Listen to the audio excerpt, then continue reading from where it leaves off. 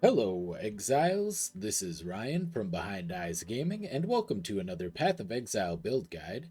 In today's guide, we're going to do a nice, cool hipster build. It's a double Replica Emberwake Armageddon brand Elementalist, and the build so far has done pretty well. I've done a 4 Legion army setup, so I got that taken care of. I've done a lot of like Shaper Guardians. I tried to do Shaper, but unfortunately I lost my portal to a disconnect.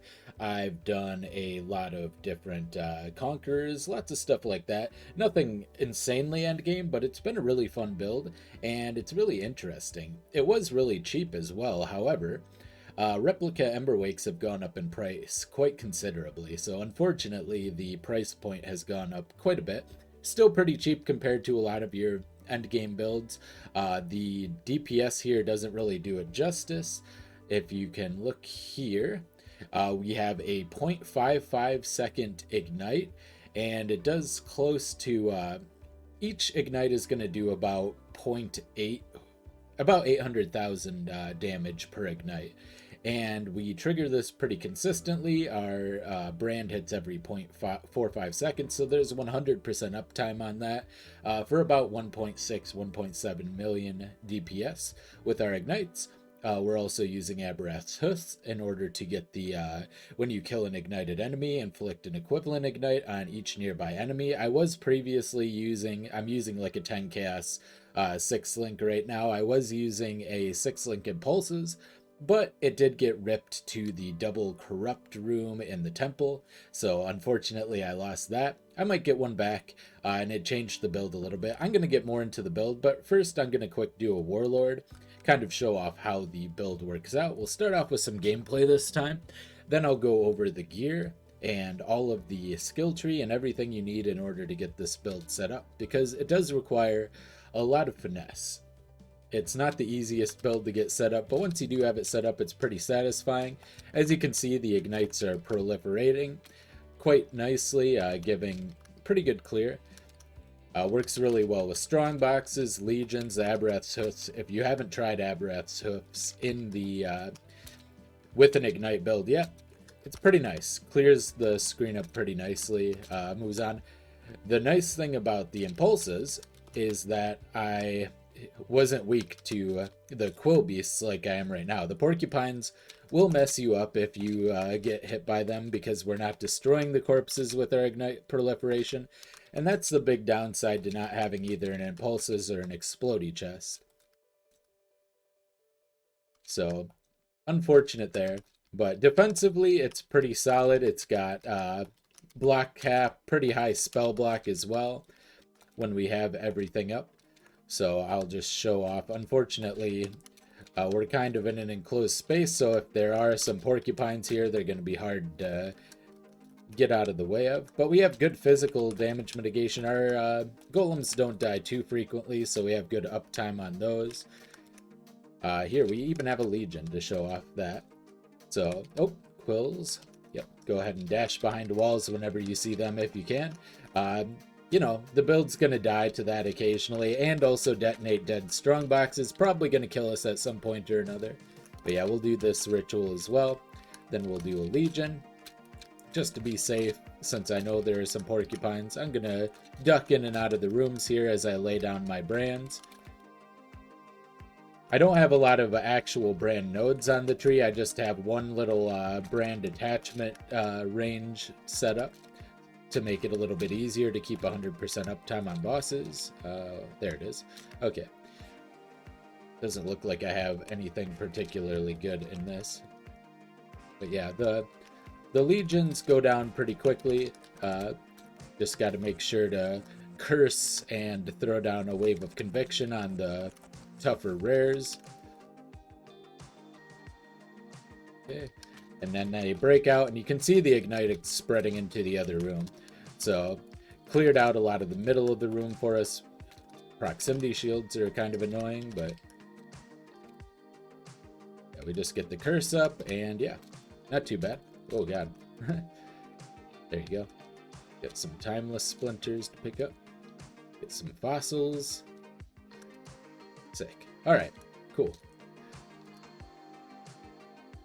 And got another.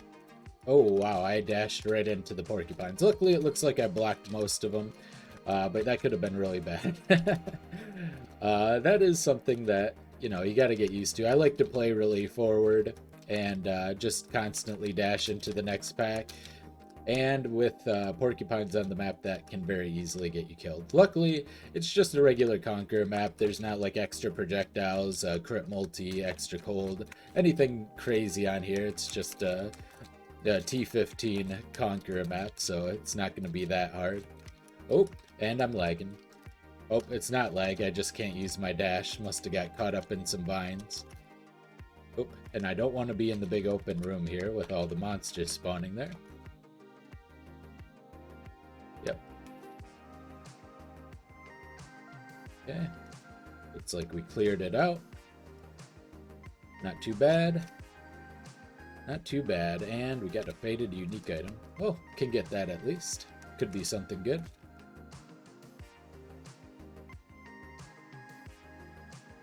Might just end up re-rolling on this because it doesn't look like we have much else, unfortunately. Okay, and our last ritual, it's kind of in a bad place. Here's the boss. Yeah, basically, we just go ahead and curse him, hit him with some waves of conviction while our brands do their damage. Defensively, we can take a decent amount of hits. Not that big of a deal. Okay, and we'll do this. I'll just hide behind this little box here. Gotta get out of the way of that. No needles will hit me. Just kidding. And yeah, you can see that every once in a while our energy shield and life will pop up to full. That's because we're using a Devouring Diadem, which is also giving us a mind over matter. So I'm going to pick up this, and I still have enough to reroll. I'm just going to double check to make sure there aren't any like GG jewels or anything. It's always good to check some of the rares like this. Oh, not good. Thought I had a really high ES or something. Yeah, I'm just going to reroll. Got a 5-link Solaris Lorica. That's probably not good enough to take. And another Solaris Lorica. We got 2 in one go. Some spell damage. And yeah, okay. We'll just take the currency, I guess. I'll take the stack deck. We'll do the gamble. Big gamble. See if we can get ourselves something. Wait, oh, there. We got 2 stack decks. Got a map. Hey, void. That could be anything. I'm going to count that as money, and yeah, I'll take probably oils here. Alright, cool. Let's go ahead. I'm going to put a portal up just in case I die. As you can see, my gems aren't fully leveled yet. I do have, well, I'll go over the gems a little bit later. Let's go ahead and take down the Warlord here. He can actually be pretty tough. We do have good physical mitigation. Right now our flasks are not up. We took a fist right there and it was fine. We don't like instantly give him or anything. This is Awakener 7, so it's not, end game. And we got some endurance charge generation. Still don't want to stand in the falling fists. Gets this little bubble. Generate some flash charges here finally. Probably not the best time to use them, but it's fine. Make sure... Oop, there you go. Full energy shield again.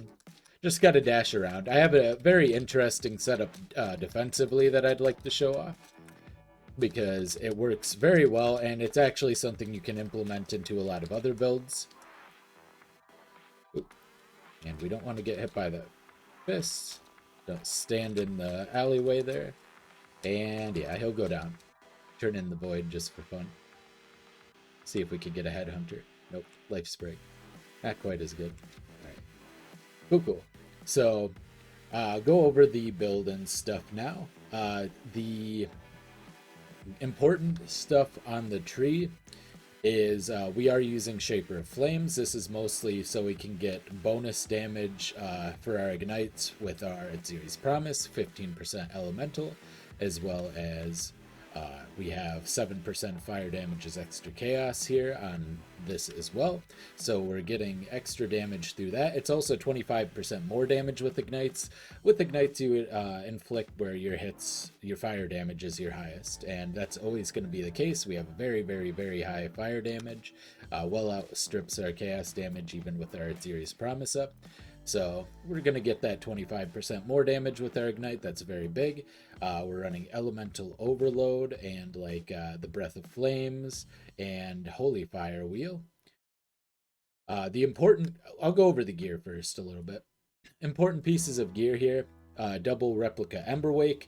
These reduce your Ignite duration by 90%, while having Ignites you inflict deal damage faster. You want the elemental damage catalysts on these. I don't have perfect rolls. I believe I have 44% on both. You want 45% if you can, but the cast speed doesn't really matter. The fire damage is important, but not as important as the ignites you deal. So you want as close to 45 as you can get. You can buy cheap ones and just divine them yourself. It's very easy to get divines this league. They're cheap. You can self-farm them very easily with like the strongbox stuff on the Atlas. I forget which one it is. I think maybe it's this one. Yeah.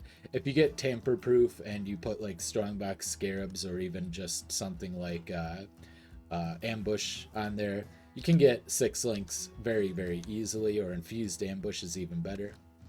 So yeah. So you can just go ahead and self-divine those there. So as far as the important piece of gear, we have that and the Devouring Diadem. We're using that in conjunction with Mind Over Matter to get ourselves a nice little energy shield. So we have less than 4,000 health, but 30% of that's going into this.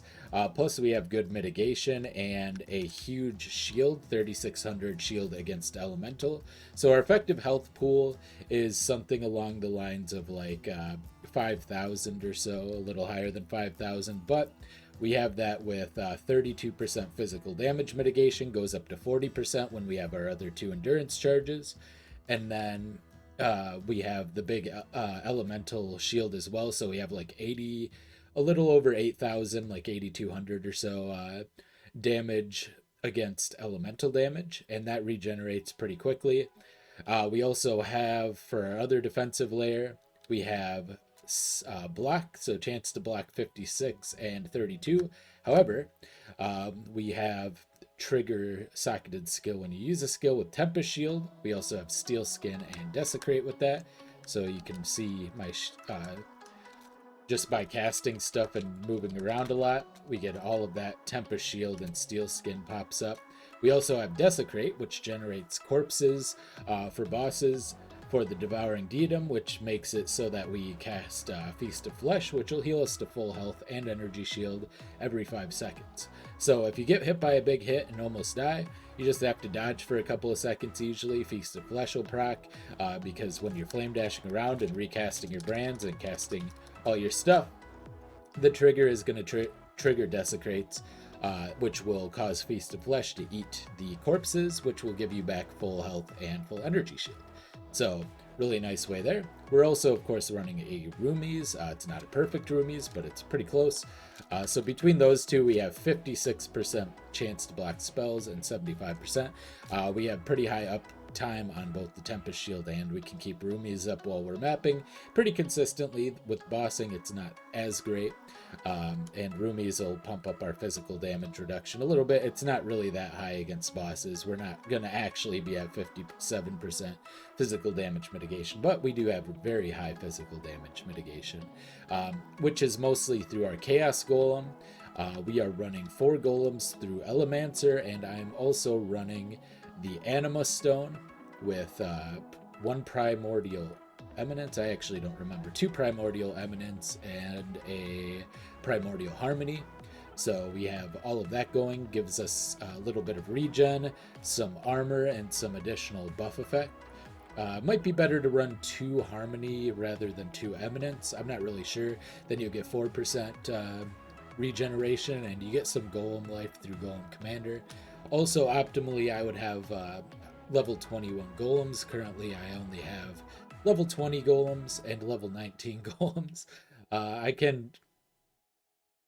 you know, I want to quality them and get those up and everything so they have more life and everything, but I don't currently, and that would mean they die less. But they don't die in T16s very often anyway, even like delirious ones, so it should be fine. So yeah, the important part is balancing your increased damage, your ignites deal damage faster. You'll get that through like blowback, through the Emberwakes, through the Holy Fire Wheel, and everything, with increased ailment duration, which we get through the Breath of Flames wheel. We have some ignite duration there. There's some ignite duration there as well, so we get 30% through that. Awakened Unbound Ailments. This was 15 chaos when I bought it. I'm not sure, it's probably a little cheaper now as more people get to endgame, but the quality gives damage over time multiplier, which is huge, and it also gives increased duration of ailments along with more damage with ailments. This is very, very, very important to the build. I also have increased ignite duration through an anomalous burning damage support. You can do that, or if you want to use awakened burning damage instead, you can use jewels. Let's see if I have ignite there, like this kind of jewel. This has life, burning damage, and it also has increased ignite duration on enemies with chance to ignite. Like 3 of these jewels would make up for, or 2 or 3 of them would make up for the anomalous burning damage.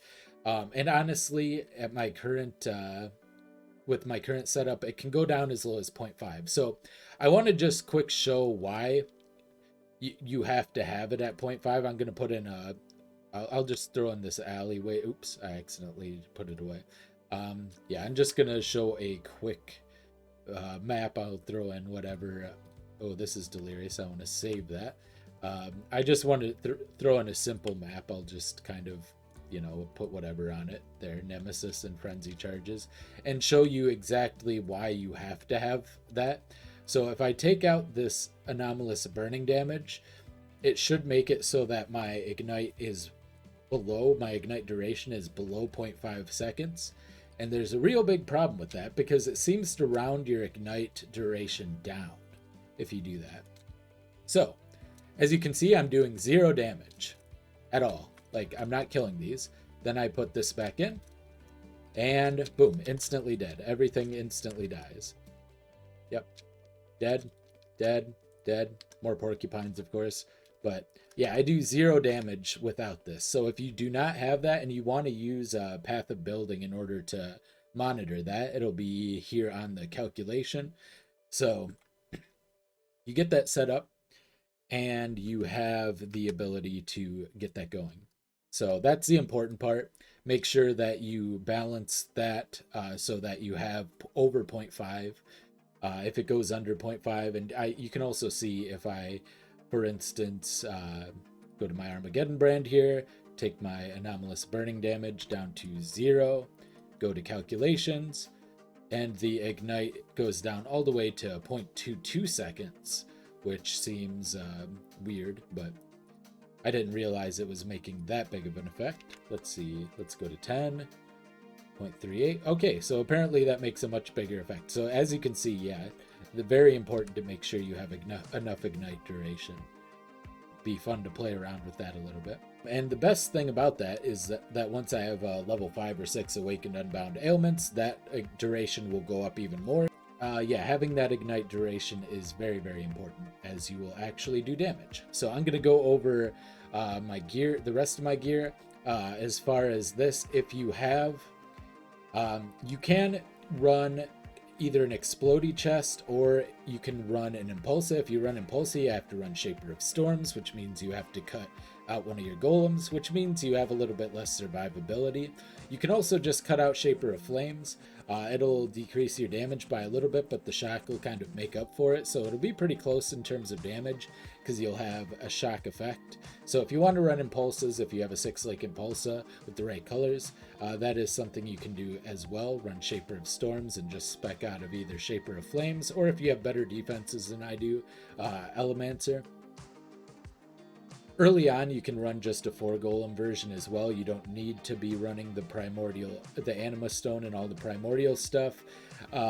It's just, I think it's beneficial to add that additional survivability. That would also open up some gem links for you for maybe like a cast on damage taken set up to make up for some of the damage lost. As far as cluster jewels go, I'll go over the rest of the gear first. I have a added fire damage against burning enemies, gloves with some resistances and life here. Pretty cheap. This was really cheap to get. I think it was like 5 chaos or 7 chaos, maybe even less than that. So you can get those. You want +1 to all fire spell gem or +1 to all spell skill gems, along with some added damage, preferably fire, but any will do if you have the Shaper of Flames or Shaper of Flames set up. Any added damage, just the highest you can get. Then I have some fire damage, some extra fire damage as chaos, and then the most important thing is you want trigger a socketed spell when you use a skill, so you can have the aforementioned Tempest Shield, Desecrate, and Steel Skin set up to go. I have Anger, Malevolence, and Flesh and Stone. You can use Herald of Thunder instead of Flesh and Stone for extra damage if you want. Or Herald of Ice, although you're not really going to be freezing because we have Elemental Overload and we don't have any extra like freeze chance outside of this, which gives you 10%. So you're not really going to be proccing Herald of Ice very often. So I wouldn't really recommend it, but you can go like Herald of Thunder or something just to get the extra damage instead of Flesh and Stone. But Flesh and Stone gives you blind and then less damage taken from enemies that are not nearby you, which is pretty important. So I would actually recommend that. And that's in, of course, the Devouring Diadem, which is very important for getting your extra effective health pool.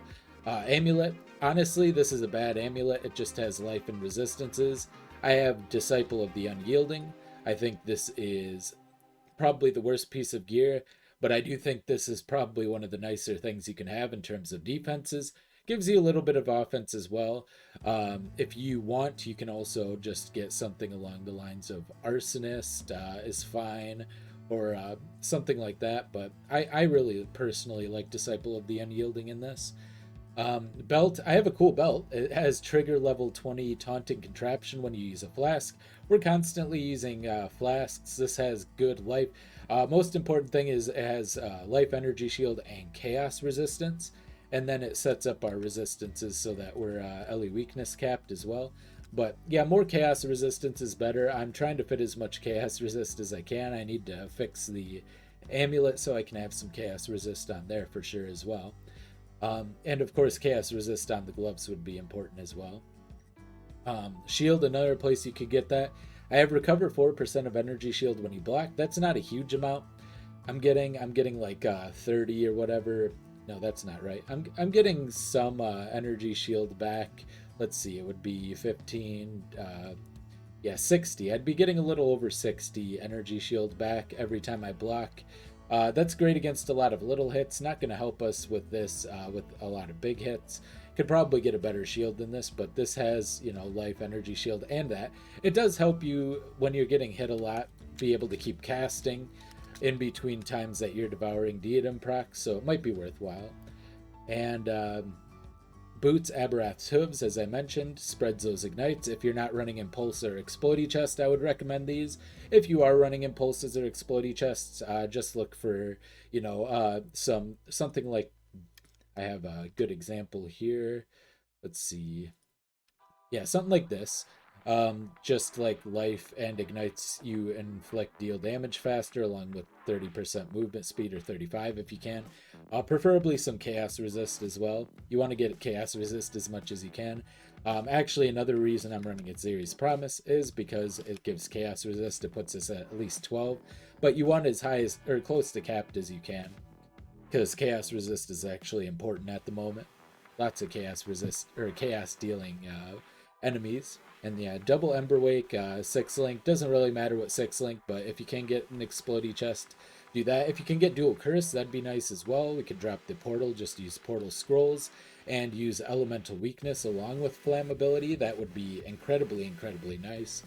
Increase our single target damage very significantly. So if you can get an Explodey additional curse chest, that would be fantastic. Flasks, we're running at Xeri's Promise, bleed removal life flask. Rumi's Concoction, Quicksilver with freeze removal, which I don't even think I need because honestly, yeah, I should get curse removal instead because I have avoid elemental ailments per summon golem, so I actually can't be frozen anyway.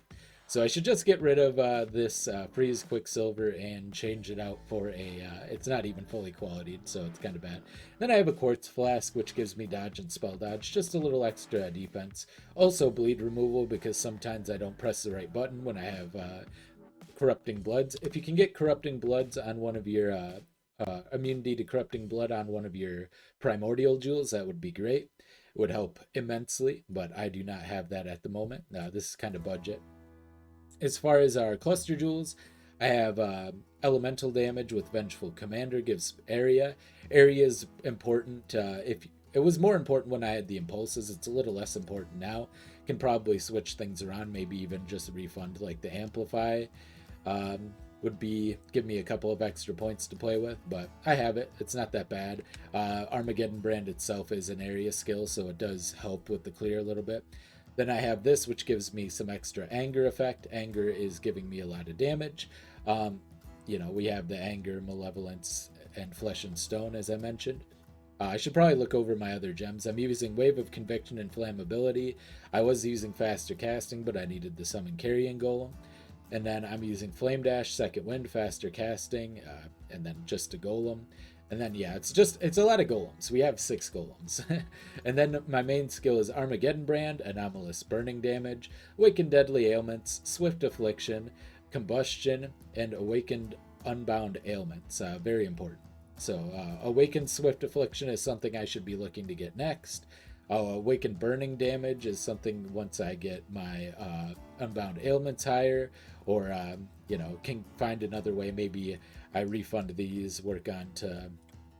I don't think I'm next to any 2-point jewels, but maybe I get this 3-point jewel, throw in a little bit more burn duration once I get this Awakened Unbound Ailments to 5.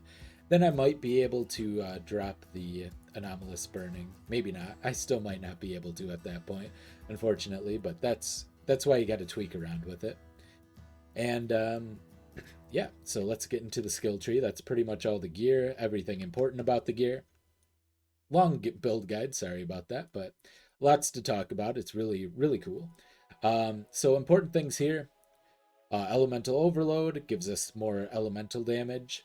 Of course, Glancing Blows with Sanctuary by that. Those are the important, and then Mind Over Matter, those are the important keystones. And then very important things to get on the tree: Breath of Flames, Holy Fire. Nothing else is actually that important. Sanctuary, as I mentioned. And I just go over here. Oh yeah, this also gives increased elemental ailment duration, so elemental focus is probably pretty important. This wheel gives life and energy shield. We might want to go up here as well for that same reason, but Mystic Bulwark's kind of important as well because we don't have that much spell block. I do not get the spell block over here because spell damage doesn't affect burning damage. I do get Explosive Runes because it gives brand attachment range, which is just quality of life. You don't need this, but it does make the build feel a little bit better. Of course, Golem Commander in synergy with our Ascendancies with Elemancer and the Anima Stone will give us 6 total golems, which gives us an enormous amount of stuff like 618 life regen, gives us the cast speed we need because we're not getting any other cast speed to make sure that we have 100% ignite uptime with our brand. Gives us a lot of damage, so yeah, just gives us everything. Gives us more crit chance as well, which is kind of underrated. 17.58 keeps our elemental overload up pretty much all the time. So yeah, we have this. I just have a life jewel here with the Sublime Sensation.